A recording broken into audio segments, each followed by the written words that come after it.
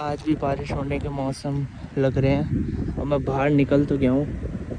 बस ये नहीं पता वीडियो कैसे बनाऊँगा। मैं अभी एक पार्क में जा रहा हूँ, वहाँ से मुझे एक बैठने की जगह भी चूज़ करनी पड़ेगी कि कहाँ बैठूँ। यहाँ पे वैसे है बैठने की जगह, बस यार बारिश ना आए वरना जो घर से निकला वो बर्बाद हो जाएगा यार वीडियो बनाने के लिए। लेट्स सी, ये एक जगह है, यहाँ बैठ के बना सकते हैं। बारिश प्लीज़ मत आना। चलो अब जल्दी से सेटअप करता हूँ यहाँ पे अपने कैमरा रख दिया। Okay, so hello everyone, I hope you guys doing very well in your life. अपने वीडियो का टॉपिक देख के तो पता लगा ही लिया होगा कि ये वीडियो किसके ऊपर होने वाली है। ये कोई व्लॉग नहीं है, सिंपली मेरा जो 1 ईयर का जो एक्सपीरियंस हुआ है कनाडा में, वो बताने जा रहा हूँ मैं क्या क्या हुआ है मेरे साथ और कैसा गया है एक्सपीरियंस। सबसे पहले चालू करते हैं शुरुआत से मतलब मेरी कब की टिकट थी। मेरी 10 अगस्त 2022 की टिकट थी। सुबह के 3 बजे, 3:30 बजे की मेरी फ़्लाइट थी। डायरेक्ट फ़्लाइट नहीं थी वो मेरी, फ्रैंकफर्ट में मेरा स्टे था। फ्रैंकफर्ट से स्टे मेरा 6 घंटे का था। वहाँ से फिर मेरी एयर कनाडा की फ़्लाइट थी, वो सीधा टोरंटो XYZ एयरपोर्ट पे मेरे को लैंड कराया। यहाँ पे आया मैं। यहाँ पे लैंड होते ही जो मेन काम होते हैं जैसे कि स्टडी परमिट वगैरह, वो मैंने एयरपोर्ट से ले लिया था। वो भी मेरे को हाफ एन आवर या 1 घंटे के अंदर मिल गया था मुझे स्टडी परमिट। फिर उसके बाद चालू होती है भाई सिन नंबर लेने की। तो सिन नंबर लेने के लिए मैं सर्विस कनाडा में नहीं गया था, वहाँ पे लाइन में नहीं लगा था। मैं गया था ओंटारियो खालसा दरबार, वहाँ से मैंने अपना सिन नंबर लिया। और अभी जो बंदे यहाँ पे आ रहे हैं मैं भी उन्हें सजेस्ट करूँगा, जो ओंटारियो खालसा दरबार है तुम लोग वहाँ पे जा सकते हो। वहाँ पे सिन नंबर मिलता है, वहाँ पे बैठने की भी जगह है, वहाँ पे तुम्हें सिन नंबर मिल जाएगा। सुबह 9 बजे से मिलना चालू हो जाता है। मैं इकलौता ऐसा बंदा था वहाँ पे जो बहुत जल्दी पहुँच गया था 6 बजे। तो मैंने वहाँ पे लोगों से पूछा था तो उन्होंने बताया कि सिन नंबर तो 9 बजे चालू होने वाला है। अब मैं वापस तो जा नहीं सकता था तो मैं वापस गया नहीं। मैं वहीं पे थोड़ा सा गुरुद्वारे गया, मत्था वत्था टेका, प्रसाद चका, एंड उसके बाद मैंने बस वही नीचे ही वेट किया। जैसे ही 9 बजे वहाँ पे तुम्हें बैठा देंगे, नंबर वगैरह तुम्हें मिल जाता है। नंबर मिला, सिन नंबर मिल गया। अब बात करते हैं जॉब्स की। तो यार देखो, जो अभी जो सिचुएशन यहाँ चल रही है ना कनाडा में, वो तब इतनी नहीं थी। यहाँ पे अब क्या चल रहा है, यहाँ पे 100 जॉब्स निकल रही है ना, तो यहाँ पे 1000 बच्चे उस 100 जॉब को पकड़ने के लिए जा रहे हैं। इतना गंदा सिचुएशन तब वहाँ नहीं था। गंदा इन द सेंस वहाँ पे भी इतना बुरा सिचुएशन नहीं हो रही थी, जॉब इजीली मिल जा रही थी यार। 100 जॉब्स थी, बच्चे अप्लाई कर रहे थे, 100 में से 200 बच्चों को जॉब्स दे रहे थे, है ना। तो इतनी गंदी सिचुएशन नहीं थी तब। लेकिन तब भी मेरे को थोड़ी बहुत डिफ़िकल्टी आई जॉब फाइंड करने में। बहुत जगह मैंने रेज्यूमे अपने ड्रॉप किए एज़ यूजुअल जैसे करते हैं। इंडीड में भी मैंने 20-30 मतलब 100 तो ऐसी यार मतलब अप्लाई करते गया। मैंने देखी नहीं कौन सी क्या कंपनी है, मेरे को तो बस जॉब चाहिए थी, बस जॉब अप्लाई करता गया।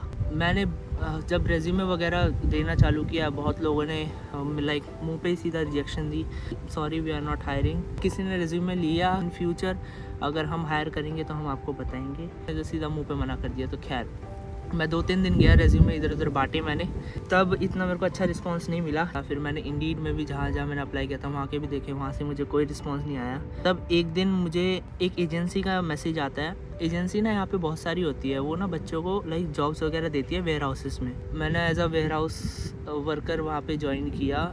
एक मैम थी वहाँ पर, उन्होंने मेरे को बताया कि अच्छा तुम जॉब के लिए ढूंढो, ठीक है, ये है अपना सिन नंबर दे दो मुझे, ये फॉर्म फिल कर दो, फलाना फलाना ढिमकाना। मैंने किया। उन्होंने मेरे को एजेंसी में तो नहीं बुलाया, उन्होंने बोला ठीक है हम आपको मंडे को कॉल करेंगे, आप वहाँ चले जाना जहाँ पे हम तुम्हें भेजेंगे काम के लिए। जब भी याद है मंडे का दिन था, बारिश वगैरह हो रही थी, तो मैं सुबह सुबह जल्दी उठा, खाया पिया, सीधा चले गया। मैंने सेफ्टी शूज़ भी यहाँ पे आके ख़रीद लिए। मेरे रूममेट है, उसने बता दिया था कि तेरे को अगर वेयर हाउस में अगर काम करना है तो तेरे को सेफ्टी शूज़ ज़रूर चाहिए होंगे। मैंने मार्क्स पे जाके सेफ्टी शू बाय वगैरह कर लिए। मैं वहाँ पे गया, मेरे को कंफर्मेशन आ गई थी, लेकिन जब मैं वहाँ पहुँचा तो मुझे पता नहीं था कहाँ से एंटर करना है। तो मैंने उन मैम को कॉल किया कि डोर्स आर लॉक्ड, तो मैं कहाँ से एंटर करूँ। तो उन्होंने बताया कि ओके नहीं, तुम्हें वहाँ नहीं जाना था, अब मैं तुम्हें एक और नई लोकेशन दूँगी, वहाँ चले जाना। आई वाज लाइक यार पहले ही बता देते। मैं यहाँ से भी बहुत दूर था, वो मुझे जगह का नाम भी नहीं पता। बारिश भी हो रही थी, बहुत तेज़ हवा चल रही थी। जैसे अभी मौसम हो रखा है वैसे ही मौसम हो रखा था, लेकिन बारिश भी बहुत तेज़ हो रही थी। तो मैं बोला चलो कोई नहीं यार, वो दोबारा मेरे को बता देंगी। तब मेरे को नई लोकेशन मिली, उन्होंने मेरे को नई लोकेशन दी। मैं वहाँ से लोकेशन पे गया। तो मुझे पता था यार बहुत स्ट्रेंथ वाला काम होता है वेयर हाउस में, ठीक है, कमर वमर की बैंड बजने वाली है।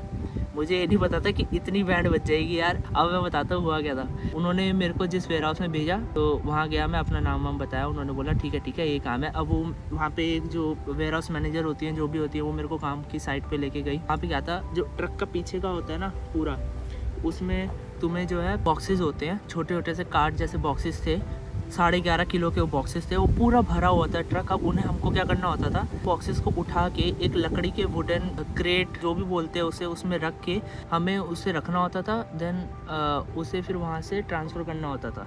अब क्या हुआ कि मैंने देखा, पहले मैंने एक बॉक्स उठाया, तो अब देखो जब भी तुम कोई हल्का 11.5 किलो ठीक था मेरे हिसाब से, क्योंकि मैंने एक उठाया, मेरे को पता नहीं लगा। लेकिन जब मेरे साथ एक और भी बंदा रखा हुआ था, समझ जाना बी गाय था, ठीक है, समझ जाना, तो उसने मेरी बहुत मदद करी थी। तो अब मेरा पहला काम था, मैंने उठाया रखा, एक रेट मैंने पूरा बना दी। 4 लेवल के वो बनाने होते हैं, उसमें 4 लेवल में भी 4 रोज़ रखनी होती है, तो मैंने बनाई वो। पहले कुछ नहीं रखा, फिर करते गए। वो छठे में जब बनाने की बारी आई ना भाई, मैं सच बता रहा हूँ, मेरे पीठ की बैंड बज गई थी सीरियसली।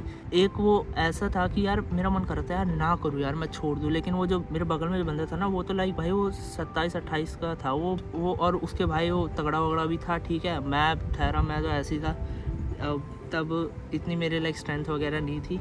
ऐसे ही करते हाफ खाली हुआ। देन हमें 12:30 के करीब ब्रेक मिली। मैं ब्रेक में गया भाई, मैं बैठा, मैंने खाना वाना खाया जो मैं घर से लेके आया था। उसके बाद दोबारा से मुझे पता दोबारा चालू होना वाला, भाई चलो, मैं गया दोबारा। हमने चालू किया। वो बंदा चढ़ के देख रहा है यार कितने बच्चे, this much let's go bro वो भी मेरे को कर रहा था। लेकिन सबसे ज़्यादा मदद तो भाई उसी बंदे ने करी। आई गेस उसे बहुत सालों का एक्सपीरियंस भी था वेयर हाउस में, मेरा तो पहली बार का था। लेकिन मेरी तो भाई सच में टाई फिश हो गई थी।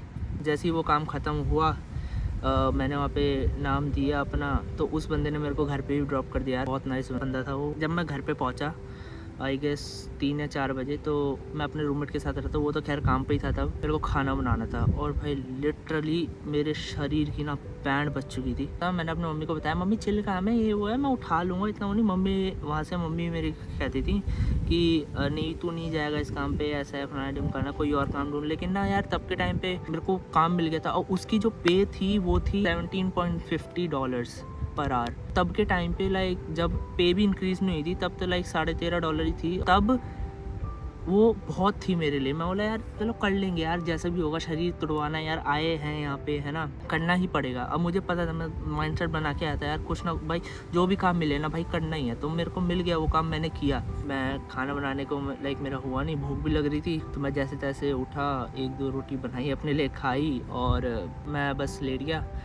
सुबह मेरे को कोई कंफर्मेशन नहीं आया, क्योंकि ना वो तुम्हें पहले कंफर्मेशन भेज देते कि हाँ इस साइट पे तुम्हें जाना है। तो मुझे कोई भी कंफर्मेशन नहीं आया। थोड़े से 2-3 दिन गुजरे। देन फ्राइडे को मेरे पास टिम से अपॉर्चुनिटी आई। वहाँ की मैनेजर ने मुझे कॉल किया, उन्होंने बोला कि हमें तुम्हारा रेज्यूमे मिला है। मैंने क्या किया था, जितने भी यहाँ पे टिम हॉर्टन्स थे, जितने भी स्टारबक्स वगैरह, हर जगह अप्लाई कर रखा था।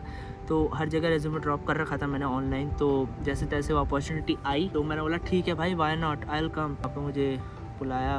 और अब ना मैं आपको एक बात बताता हूँ, मैंने क्या किया था। मैंने अपने रेज्यूमे में ना अपना इंडिया में मैंने एक्सपीरियंस डाल रखा था कैशियर का, रिलायंस का, जो था नहीं। और वहाँ मैनेजर ने मेरे से वही पूछ लिया इंटरव्यू लेते समय कि तुम्हारा रिलायंस में ये है, तुम वहाँ पे क्या काम करते थे। मैंने वहाँ कैशियर लिखा था, मैं बोला कैशियर था। उन्होंने बोला रिलायंस क्या था वहाँ पे ऐसा जो कैशियर करते थे, मतलब कपड़े का था, क्या था वो था। और मैं ब्लैंक, मैं यूँ बैठा रहा। मैंने कुछ भी ऐसे बनू के बोलते, मुझे तो याद भी नहीं हो। तो उसने बोला अच्छा ठीक है, लिया। मुझे लग रहा था भाई ये ना लाइक मेरे को पानी ना दे दे, कि मेरे को ये मना ना कर दे। उन्होंने ये सब पूछा मेरे से, मैंने बता दिया जैसे जैसे हुआ। मैं तुम्हें ना अब एक डेट देती हूँ ओरिएंटेशन के लिए। वहाँ पे ओरिएंटेशन में तुम्हें क्या होता है, भरवाते तुमसे सब कुछ कि ये वर्क प्लेस में हुआ तो इसकी जिम्मेदारी हमारी होगी, ये अनारफा ढिमकाना, चोरी वोरी नहीं करनी है, यहाँ पे कैशियर हो तुम, पकड़े जाओगे तो ये होगा, वो सब कुछ मेरे से पेपर वगैरह साइन करवाए। मेरा लाइक एक उनका टेस्ट भी होता है, वो बुकलेट भी साथ में देते हैं, बुकलेट में ही तुम्हें आंसर होते हैं, वो सब करना होता है। देन ऑल ये सब हुआ। इसी के साथ मुझे टीम की भी फिर जॉब मिल गई। अब मैं बताता हूँ, तब 20 आवर्स वाला ही सीन था, तो मुझे एज ए 20 आवर्स वाले स्टूडेंट की तरह ही हायर किया था। मुझे 20 आवर्स मिल गए, कॉलेज वगैरह भी चालू हो गया, कॉलेज जाता था। देन 2-3 दिन काम पे जाता था, 3 दिन कॉलेज होता था। बीच में वीक में ऑफ मिल जाता था, लाइफ पूरी सेट। अब इतना सब कुछ हो गया, मेरी जॉब वगैरह पूरी सेट थी। अब यहाँ के गवर्नमेंट ने क्या किया था कि जो 20 आवर्स वाले जो सिस्टम है उन्होंने बढ़ा के बोल दिया था कि 15 नवंबर से जो भी यहाँ पे इंटरनेशनल स्टूडेंट्स हैं जिन्होंने अपनी फाइल 7 अक्टूबर लगाई है, 20 आवर्स से ज़्यादा काम अनलिमिटेड आवर्स कर सकते हैं, लेकिन ज़्यादा से ज़्यादा तुम्हें 40 आवर्स ही मिलते हैं, ठीक है। उससे 40 से अगर 44-45 हो जाते then you will be over time. जो है वेजेस भी जो है इंक्रीज़ हो गई थी, देन आवर्स भी इंक्रीज़ हो गए। देन मैंने बोला कि चलो यार फ़ायदा क्यों नहीं उठाए, मैंने भी अपनी पूरी अवेलेबिलिटी खोल दी। अब मैं क्या करता था कि सुबह की अवेलेबिलिटी खोली, सुबह 5 बजे मैं टीम जाता था। 5 बजे के लिए मुझे 3 बजे उठना पड़ता था। मैं सेविंग पे पूरा कॉन्सेंट्रेट करता, तो मैं ऊबर करना नहीं चाहता था। ऊबर भी $15-16 की होती थी, तो मैं उसे अवॉइड ही करता था। मैं क्या करता था कि हमारे यहाँ पे जो हुरनटारी स्ट्रीट है ना, वहाँ से तुम्हें 2 नंबर बस आती है, वो 2 नंबर बस आती है 4:15 पे। वो वाला टाइम टेबल मैं अभी तक फॉलो कर रहा हूँ। सुबह 3 बजे उठता था, खाना वाना पैक किया, सब कुछ खाया पिया मैंने। 4:15 की वो बस लेने के लिए मैं निकल जाता था 3:45 तक। 5 से लेके 2 बजे तक की शिफ्ट होती थी, देन वहाँ से सीधा मैं डायरेक्ट कॉलेज जाता था। सेम टाइम टेबल मेरा ठंड में भी चला। अब घर आता था, थोड़ा खाना वीना घर का भी खाता था, थोड़ा टीम का भी खाता था। इस बीच में मेरा जो है वेट भी थोड़ा बढ़ा, थोड़ा घटा, सब कुछ हुआ। उसके बाद जब है यहाँ पे ठंड सर्दियाँ विंटर्स में मेरा पहला एक्सपीरियंस था, मुझे पता नहीं था। आई गेस मैंने यहाँ के विंटर थोड़ी सी लाइटली ले ली थी, बिकॉज एक मेरे साथ सिचुएशन हुई थी। मेरा कॉलेज था राइट, और मैं काम कर रहा था टीम में। देन वहाँ पे स्नो स्टॉर्म की वार्निंग आ रखी थी, लेकिन मैं तब भी काम पे गया। यहाँ पे क्या होता है कि तुम्हें ना नोटिफिकेशन दे देते हैं कॉलेज वाले कि अगर स्नो स्टॉर्म वगैरह आता है ना, तो तुम्हें पहले ही नोटिफाई कर देते हैं। मेरे पास मेल वगैरह आई थी, लेकिन थोड़ी लेट आई थी कॉलेज की तरफ से। तो मेरा क्या था, मैं काम वगैरह कर रहा हूँ, स्नो स्टॉर्म वगैरह आ रहा है, काम कर रहे हैं वहाँ पे सब, ठीक है। देन वहाँ से जब निकलने की बारी आई, तो स्नो स्टॉर्म तब भी हल्का हल्का सा आ रहा था। मैं गया, मैं वहाँ पे बस वगैरह चेंज करी। मुझे 2-3 बस चेंज करनी पड़ती थी यहाँ से टोरंटो जाने के लिए। मेरा कॉलेज टोरंटो की साइड था। मैं आधे रास्ते पहुंचा, मेरे को मेल आती है कि कॉलेज बंद है, और बस मैं आधे रास्ते था। वहाँ पे जो स्टॉप रिक्वेस्ट आता है, मैं स्टॉप रिक्वेस्ट दबाया, मैं उतर गया भाई बस से। कॉलेज जाने का तो फायदा ही नहीं है जब बंद ही है। मैंने अपने दोस्तों से कॉल करी, वो भी कह रहे थे भाई हम भी आज में थे, हम भी अब वापस घर जा रहे हैं। मैं उतरा। स्नो स्टॉर्म का मेरा पहला एक्सपीरियंस था वो एक्सपीरियंस तो भाई मैं आज तक नहीं भूल सकता। मैंने जैकेट वगैरह सब कुछ पहनी हुई थी, इतनी तेज स्नो स्टॉर्म आ रहा था। मैं बस स्टैंड में खड़ा हो रखा था, सारी गाड़ियाँ जा रही है, बस मेरे को दिखा रहा है आधे घंटे की, और मैं बाहर खड़ा हो रखा हूँ आधे घंटे। मैं कहीं छुप ही नहीं सकता यार, मैं कहाँ जाता है। मैं बस स्टैंड पे खड़ा हो रखा हूँ, मेरे हाथ वगैरह सारे सुन पड़े। उस वक्त में मुझे लग रहा था कि यार गलती किया, मुझे कॉलेज नहीं जाना चाहिए था। आधे घंटे में बस आ गई। एक एक्सपीरियंस ये भी था मेरा यहाँ पे कनाडा में ठंड का। अगले दिन थोड़ी सी मेरी तबीयत भी ख़राब हो गई थी, मैंने काम से भी छुट्टी ले ली थी। उससे 2-3 दिन बाद मैं ठीक ही हो गया था ऑब्वियसली। अब एक और एक्सपीरियंस आता है मेरा यहाँ पे हेल्थ केयर के साथ, कि मेरा हेल्थ केयर एक्सपीरियंस यहाँ पे कैसा था। हेल्थ केयर का तो सीन ऐसा है यहाँ पे, मेरे को तो इतना पसंद नहीं आया, क्योंकि यहाँ पे भाई हेल्थ केयर का ना ये है कि जब तक तुम्हारे प्राण नहीं निकल जाते हैं ना शरीर से, तब तक यहाँ पे ना लोग पूछते नहीं है तुम्हें कि क्या हुआ है तुम्हें, ठीक है। मेरे साथ क्या हुआ था कि मेरे पास वर्क प्लेस इंजरी हुई थी। वर्क प्लेस इंजरी कैसे हुई थी, डाइस टमाटो क्यूकम्बर होता है टिम में, जैसे कि यहाँ पे लोग खाते हैं रैप वगैरह में, उसमें टमाटो क्यूकम्बर का मिक्सड होता है, तो वो बनाना होता है। तो हमें मशीन होती है वो, तो हमें क्या करना होता है कि क्यूकम्बर लेने होता है, उस मशीन के अंदर डाल के, देन ऊपर से भट करके मारना होता है। तो वही सब नॉर्मली आ रहा था। उस वक्त मैंने जो है सेफ्टी ग्लव्स नहीं पहने थे, उसमें भी मेरी ही गलती थी। मेरे दिमाग में नहीं आया, मैं वो 2nd या 3rd टाइम कर रहा था वहाँ पे, और मैंने किसी से भी नहीं पूछा था वहाँ पे कि सेफ्टी ग्लव्स पहनना चाहिए। वहाँ पे जब तुम्हारे ट्रेनिंग वगैरह होती है, वहाँ पे दिखाया जाता है कि तुम्हें सेफ्टी ग्लव्स पहनने हैं ये सब करने से पहले। तो मैंने क्या किया, मैं नॉर्मली जा रहा हूँ सब कुछ कर रहा हूँ, डाइस कर रहा हूँ क्यूकम्बर वगैरह। अब आती है टमाटो की बारी, मैंने half of the tomato dice किए, देन दोबारा से बारी आती है डाइस करने की। तो वो ना विद इन इंस्टिंक्ट हुआ, वो मशीन को ऊपर से नीचे लाना होता है। तो मैंने अपना हाथ ऐसे रखा, मैं हटाने वाला था, वो नहीं हटा, मैंने ऊपर से किया, वो स्टक हुआ। मैंने उसको ऐसे ही छोड़ दिया, ढीला ही छोड़ दिया, पहले सेट कर लेता हूँ। मैंने टमाटो सेट किया, वो एकदम से नीचे आ गया, और जैसे ही वो मेरे हाथ में लगा, मेरी जो मिडल फिंगर है, खैर दिखेगा नहीं अभी, ये जो कट आ रखा है, ये उसी से ही आ रखा है।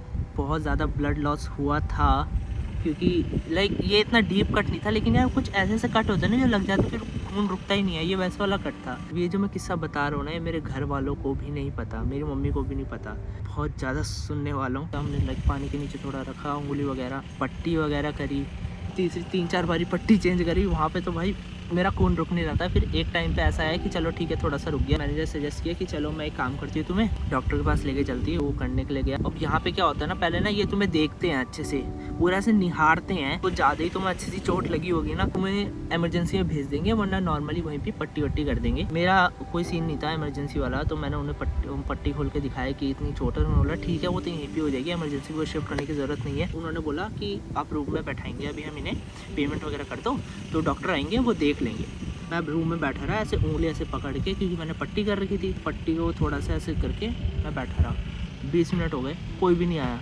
फिर एक नर्स आती है, वो कहती है दिखाओ हाथ। फिर उन्होंने क्या किया, मेरा लाइक पट्टी बांधी, देन लाइक थोड़ा ग्लू किया, यहाँ पे पट्टी वट्टी बांधी। उस पट्टी को उन्होंने बोला था लाइक इसे मे बी 2 to 3 वीक्स लगेंगे ठीक होने के लिए।